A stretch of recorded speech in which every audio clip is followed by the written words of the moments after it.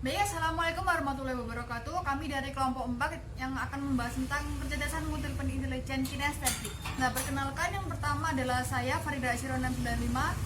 Saya Nur Latifah NIM 091. Saya Siti Nur Fadila NIM 109. Dan saya Roro Fatin Farastia NIM 098. Oke, yang pertama ini adalah saya akan membahas tentang pengertian atau hakikat dari kecerdasan jamak itu sendiri yang akan dijelaskan oleh saudari Roro. Ya, terima kasih. Yang pertama adalah kita harus memahami sebelum kita belajar tentang pembelajaran berbasis multiple intelligence yang dimana kita topiknya adalah tentang kinestetik. Pertama, kecerdasan. Apa itu kecerdasan? Kecerdasan adalah sebuah bentuk psikologi individu yang unik. Setiap orang memiliki perbedaan satu sama lain. Kemudian kecerdasan ini bisa diklarifikasikan dengan ditentukan berdasarkan serangkaian hasil tes atau tes-tes yang biasa kita sebut sebagai tes psikologi. Meskipun pada dasarnya memang kecerdasan tidak dapat diukur begitu saja, tapi dapat diklarifikasi atau dipastikan saja. Dan setiap orang itu kita harus yakini memiliki kecerdasan yang berbeda. Itu yang kecerdasan. Kemudian kecerdasan jamak secara definisi dapat kita kaji adalah kemampuan dari seseorang individu yang mempunyai 3 kompetensi, yaitu kompetensi menyelesaikan sebuah masalah, kemudian menghasilkan permasalahan baru atau penyelesaian dari masalah, yang ketiga menciptakan suasana.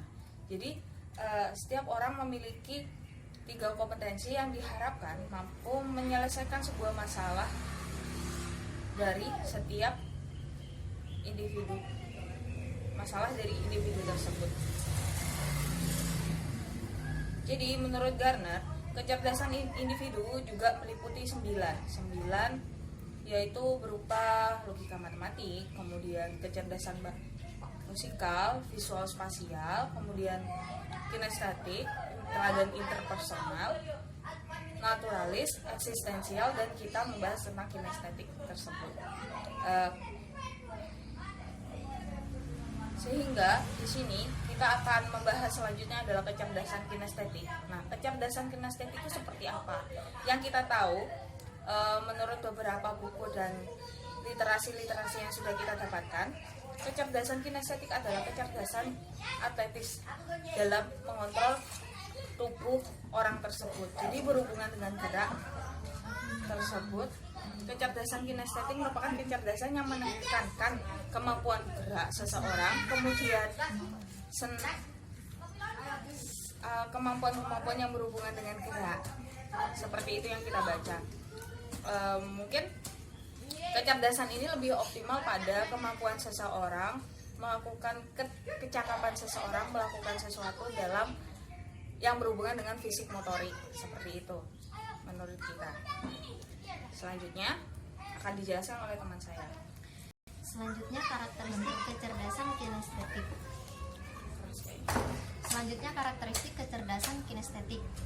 Karakteristik kecerdasan kinestetik itu terdiri dalam yang pertama A. Dalam kemampuan fisik, kecerdasan kinestetik memiliki kemampuan dan keterampilan yang tinggi untuk tujuan mengekspresikan diri dan juga berorientasi pada hasilnya.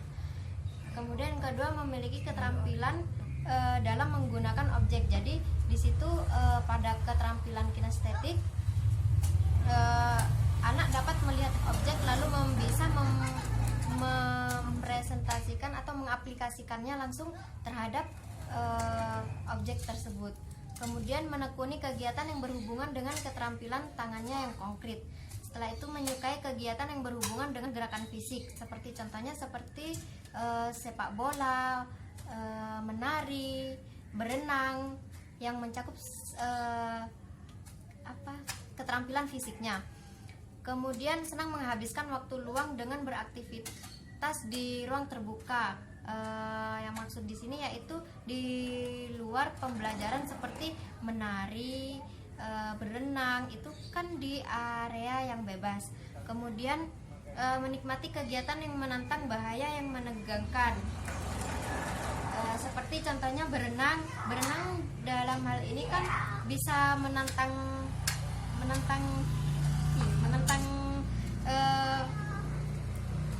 bahaya, iya. Jadi di situ bisa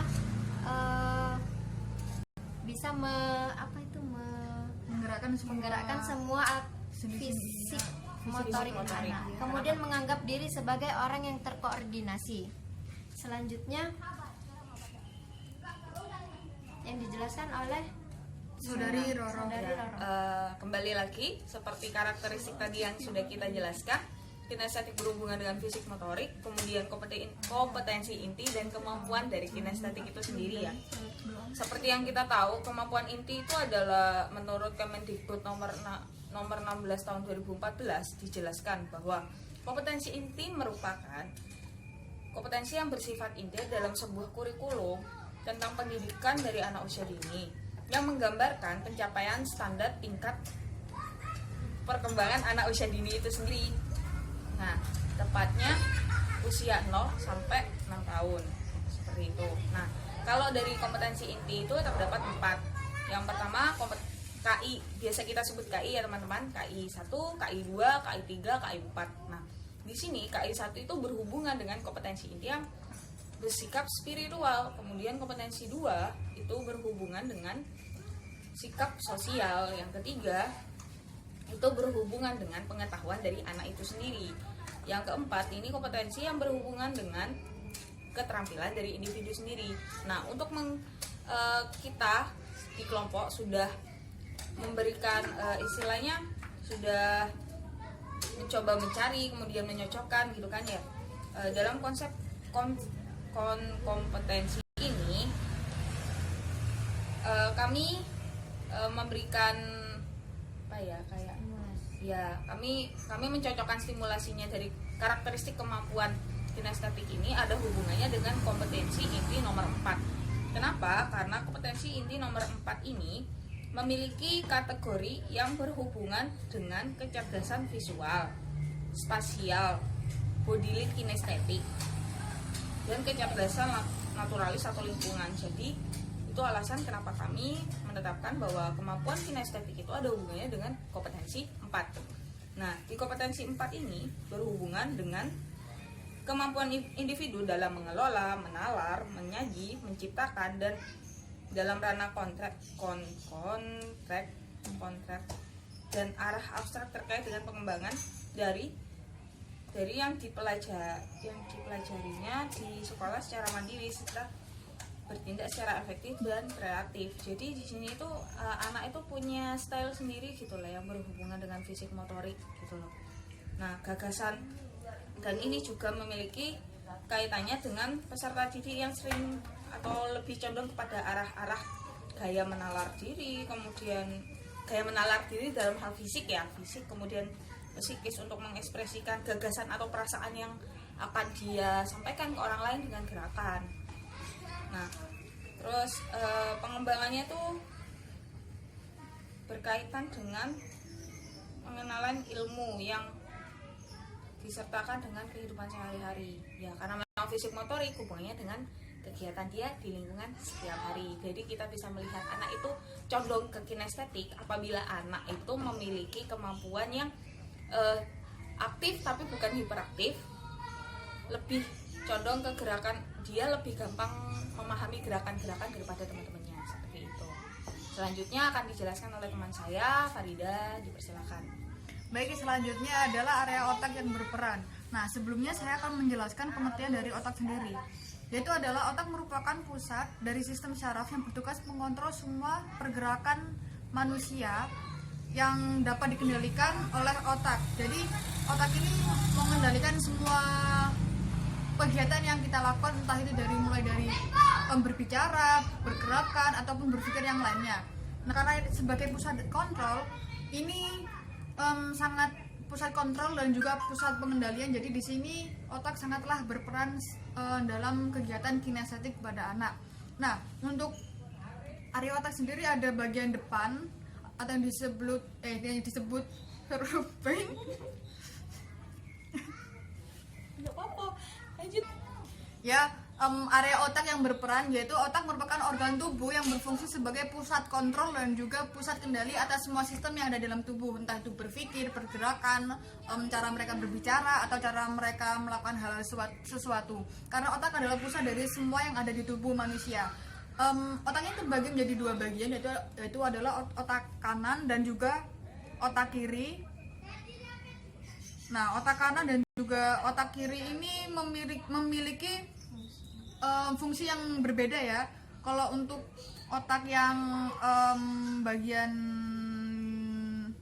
kiri itu adalah fungsi yang menggunakan hal-hal logika atau pemikiran-pemikiran pasti yang menggunakan pemikiran-pemikiran yang bisa menimbulkan sebab akibat. Jika untuk yang otak bagian kanan yaitu adalah lebih ke mengarah ke kreativitas anak, kemampuan anak dalam visual spasial seperti itu. Nah, selanjutnya adalah saya akan membahas tentang otak besar dan juga otak kecil, atau yang disebut dengan kalau otak besar itu adalah cerebrum, jika otak kecil ada cerebellum, sistem limbik dan juga batang otak. Nah, dapat dilihat di sini adalah ini bisa dilihat di sini ada gambar otak. Di sini ada gambar otak. Nah, di sini bagian depan atau yang disebut adalah refrontal area. Di sini ada otak kecil yang di bagian sini. Mohon maaf, sebelumnya di sini adalah otak kecil, di sini otak besar, dan di sini adalah batang otak. Nah, otak kecil yang berperan dalam kegiatan kinestetik anak di sini adalah otak kecil atau yang bisa disebut dengan cerebellum. Nah, untuk cerebellum sendiri ini atau otak kecil yang biasa disebut dengan cerebellum ini terletak di bagian belakang kepala, di belakang kepala sini, dan juga di bagian mendekati dari tulang leher. Jadi di atasnya tulang leher ini mengandung otak kecil yang ada di mana ini? Iya, kamu jelasin. Di sini saya menunjukkan tentang gambar, yaitu ada yang ini adalah area otak kecil, dan ini adalah batang otak. Yang dimaksud dengan otak kecil atau cerebellum ini ada yang mengontrol semua kegiatan kinestetik pada manusia, entah itu dia mengatur keseimbangan ataupun mengontrol pergerakan-pergerakan yang dilakukan oleh manusia. Jadi yang paling berperan penting untuk pergerakan kinestetik atau fisik motorik dari manusia adalah di bagian sini atau cerebellum atau otak kecil di bagian belakang, dan di sini dia berada di antara otak besar dan juga tulang atau batang otak yang berada di belakang leher yang ada di sini. Itu tempat dari area otak ini sendiri. Jadi untuk area otak yang mendukung kegiatan kinestetik ini adalah bagian cerebellum dan juga motor korteks. Nah, untuk motor korteks ini lebih untuk mengatur kegiatan motorik seperti gerak refleks ataupun gerak-gerak yang untuk gerak-gerak yang lebih mengarah ke kinestetik. Nah, selanjutnya adalah bangsal ganglia, yaitu adalah mengelola pesan. Jadi fungsi untuk bangsal ganglia sendiri itu untuk mengelola pesan yang disampaikan atau dikirimkan antara beberapa bagian otak sehingga pesan akan tersampaikan terkait suatu gerakan respon yang akan diterima. Yang mana ini? Baik, selain cerebellum atau otak kecil yang berada di belakang sini yaitu adalah motor korteks. Nah, motor korteks di sini adalah berada di tengah-tengah otak atau biasa kalau kita sebut di area ubun-ubun sini. Di sini adalah mengantarkan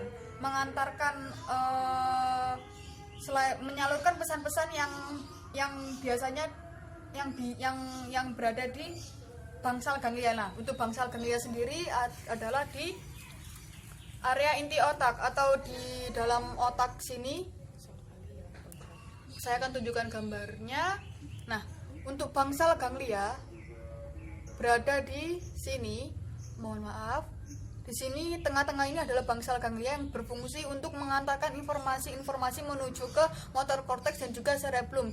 Jadi sebelum kita melakukan kegiatan pasti kita akan melakukan suatu tindakan yang berada di otak yang biasanya akan mengantar yang tugasnya bangsal ganglia ini adalah mengantarkan ke otak kecil dan juga ke motor korteks sehingga dapat menimbulkan gerak-gerak refleks dan juga gerak-gerakan yang spontan seperti itu. Nah, yang selanjutnya adalah bentuk pengembangan kecerdasan sinestetik yang akan dijelaskan oleh Saudari Siti. Baik, di sini saya akan menjelaskan bentuk pengembangan kecerdasan kinestetik.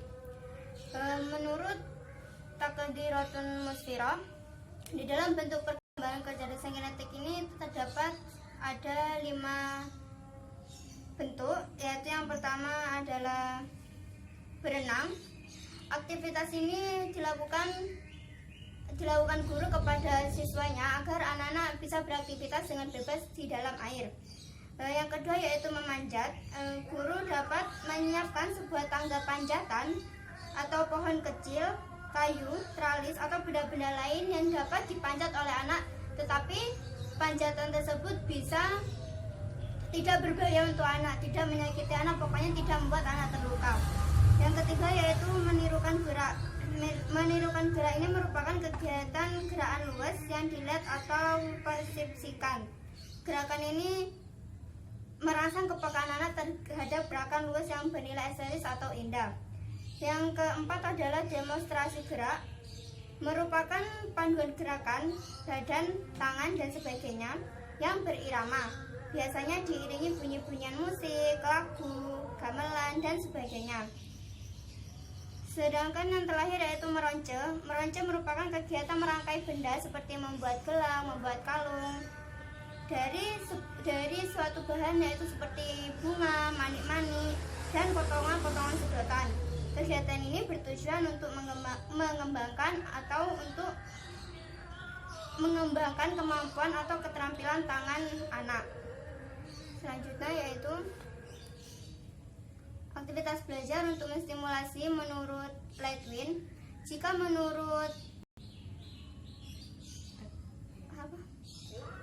pengujian pertama tadi itu pengembangan keberanian di air itu lewat berenang, sedangkan menurut Lightwin ini guru bisa menyiapkan sebuah timba atau ember besar, di situ terdapat air sehingga anak bisa main air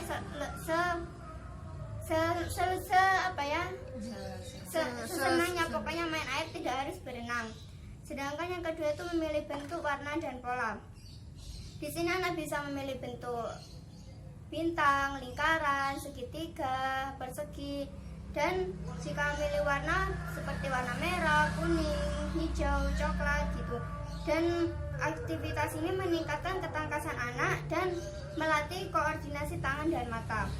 Yang terakhir yaitu bergerak mengikuti musik. Aktivitas ini dapat dilakukan oleh anak baik individu ataupun berkelompok. Aktivitas ini dapat membantu anak untuk meningkatkan kesadaran yang berkaitan dengan indranya, sementara mengalami gerakan fisik. Kan kalau misalnya mengikuti gerak musik pasti anak akan bergerak menari, habis itu berdansa, pokoknya melatih gerakan badan anak. Makasih. Selanjutnya yang akan disampaikan oleh Latifah.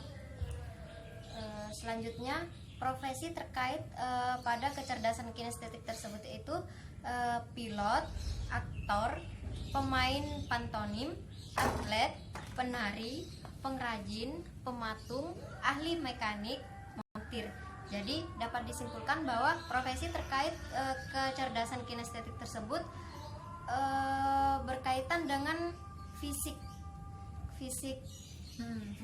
dan motor. Kemudian bentuk karya di masyarakat itu yang pertama menggelar acara lomba gerak dan lagu. Di situ masyarakat bisa mengadakan acara lomba untuk anak usia dini, yaitu lomba gerak dan lagu, agar supaya anak usia dini di situ dapat berkembang dengan baik. Kemudian menggelar sayembara lomba olahraga. Sayembara olahraga di sini bisa termasuk lomba sepak bola, lomba menari, dan sebagainya. Kemudian menggelar karya lomba bermain peran atau drama, tidak hanya dengan gerak dan lagu, tetapi peran dan drama untuk menstimulus atau mengembangkan kecerdasan kinestetik tersebut bisa dilakukan di penggelaran di masyarakat tersebut. Ya. Jadi untuk menyimpulkan dari gerakan kinestetik ini, anak akan bergerak sesuai dengan perintah otak yang mereka miliki yang seperti saya jelaskan tadi. Dan untuk profesi-profesi yang terkait pasti akan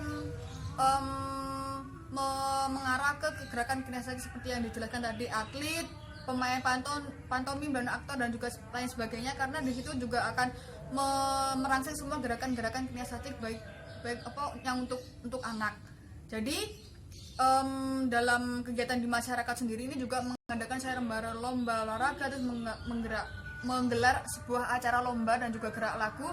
Di sini mungkin untuk masyarakat sendiri bisa mengembangkan gerak kinestetik anak, biasanya di lembaga PAUD atau di yayasan, atau mungkin ada lomba-lomba 17 Agustusan. Di situ juga akan mengembangkan gerakan-gerakan kinestetik anak-anak usia dini. Tidak hanya anak usia dini, mungkin dari usia-usia yang lain juga bisa mengikuti untuk di masyarakat sendiri, untuk profesi-profesinya seperti itu. Dan selanjutnya untuk mensimulasinya sendiri juga lebih ke mengarah mengembangkan, tapi pasti yang dikembangkan tidak hanya kinestetik, juga ada yang lain, cuman untuk mengembangkan kinestetik karena kita memang topiknya adalah tentang kemampuan kinestetik anak, jadi ya kita menjelaskan tentang bagaimana sih kita melakukan stimulasi untuk anak usia dini yang memiliki kemampuan kinestetik ya cukup lebih mumpuni daripada yang lain. Ya seperti itu tadi. Jadi kita harus untuk masuk dari memilih bentuk, warna dan juga pola, mungkin guru sendiri juga bisa melakukan aktivitas yang melakukan berhubungan estafet, dengan mungkin dengan estafet, jadi dihubungkan dengan anak dengan lari dari arah tertentu yang ambil tentang bentuk atau warna atau pola seperti itu, atau mungkin anak berlari membuat sebuah pola seperti itu. Jadi untuk itu semua terkait dengan kinestetik, kurang lebihnya kelompok 4 membahas tentang kinestetik. Mohon maaf bila ada salah kata atau perbuatan kurang menyenangkan. Wassalamualaikum warahmatullahi wabarakatuh. Terima kasih. Terima kasih. Tuh,